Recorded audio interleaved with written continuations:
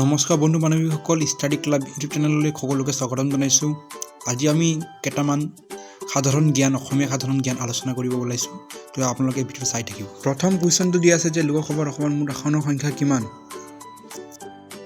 1 number 7খন, 2 number 14খন, 3 number 126খন। ইয়াৰ উত্তৰটো হ'ব 1 নম্বৰটো 7খন। ইয়াৰ পিছৰ কুৱেশ্যনটো দিয়া আছে যে অসমৰ ৰাজ্যিক চৰাই কি? 1 নম্বৰ অপশ্যনটো দিয়া আছে যে ঈগল বা চিলনী, 2 নম্বৰ দিয়া আছে পাৰ চৰাই, 3 নম্বৰ দিয়া আছে দেওহাঁহ বা বনহাঁহ, 4 নম্বৰ দিয়া আছে ধনেক পক্ষী। ইয়াৰে শুদ্ধ এনচাৰটো হ'ব 3 নম্বৰ দেওহাঁহ বা বনহাঁহ। এতিয়া আহোঁ আমি ইয়াৰ পিছৰ প্ৰশ্নটিলৈ। অসমৰ ৰাজ্যিক প্ৰাণী কি? অপশ্যন 1টো দিয়া আছে যে এটা সিংহৰ গড়, 2 নম্বৰ বাঘ, 3 নম্বৰ বন গাহৰি, 4 নম্বৰ হাতী। ইয়াৰে শুদ্ধ উত্তৰটি হ'ব অপশ্যন 1টো এটা সিংহৰ গড়। এতিয়া আহোঁ নেক্সট প্ৰশ্নটিলৈ। অসমৰ ৰাজ্যিক গছ কি? 1 নম্বৰ অপশ্যনটো দিয়া আছে যে হলং গছ, 2 নম্বৰটো বট গছ, 3 নম্বৰ পাইন গছ, 4 নম্বৰ কৃষ্ণচূড়া। ইয়াৰে শুদ্ধ এনচাৰটো হ'ব 1 নম্বৰটো হলং গছ। এতিয়া আহোঁ নেক্সট প্ৰশ্নটিলৈ। অসমৰ ৰাজ্যিক ফুলবিধ কি? 1 নম্বৰটো দিয়া আছে পদুম, 2 নম্বৰ কপৌ, 3 নম্বৰ জবা, 4 নম্বৰ ৰজনীগন্ধা। ইয়াৰে শুদ্ধ এনচাৰটি হ'ব 2 নম্বৰটো কপৌ ফুল। এতিয়া আহোঁ নেক্সট প্ৰশ্নটিলৈ। অসমৰ ৰাজ্যিক নৃত্য কি?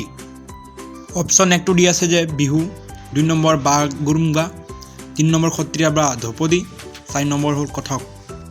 ইয়াৰে শুদ্ধ এনচাৰটি হ'ব 3 নম্বৰটি সত্ৰীয়া বা ধ্ৰুপদী। এতিয়া আহোঁ নেক্সট প্ৰশ্নটিলৈ। অসমৰ ৰাজ্যিক গীতটো কি? অপশ্যন 1ত দিয়া আছে অ মোৰ আপোনাৰ দেশ, 2 নম্বৰত দিয়া আছে জনগণ মন অধিনায়ক, 3 নম্বৰ বন্দে মাতৰম, 4 নম্বৰত দিয়া আছে ওপৰৰ এটাও নহয়। ইয়াৰে শুদ্ধ এনচাৰটি হ'ব অপশ্যন 1টো অ মোৰ আপোনাৰ দেশ। এতিয়া আহোঁ আমি নেক্সট প্ৰশ্নটিলৈ। কোনে অসমৰ ৰাজ্যিক গীতটি ৰচনা কৰিছিল? অপশ্যন 1ত দিয়া আছে Rasaraj Lakshminath Bezbaruah, 2 number Anandaram Barua, 3 number Raghunath Choudhury, 4 number Rabindranath Tagore. ইয়াৰে উত্তৰটো হ'ব 1 নম্বৰটো ৰসৰাজ লক্ষ্মীনাথ বেজবৰুৱা। এতিয়া আহোঁ আমি নেক্সট প্ৰশ্নটোলৈ। কেতিয়া অসমৰ উচ্চ ন্যায়ালয় প্ৰতিষ্ঠা কৰা হৈছিল? অপশ্যন 1ত দিয়া আছে 5 এপ্ৰিল 1935, 2 নম্বৰত দিয়া আছে 5 এপ্ৰিল 1947, 3 নম্বৰত দিয়া আছে 5 এপ্ৰিল 1948, 4 নম্বৰত দিয়া আছে ওপৰৰ এটাও নহয়। ইয়াৰে শুদ্ধ উত্তৰটো হ'ব 3 নম্বৰটো 5 এপ্ৰিল 1948।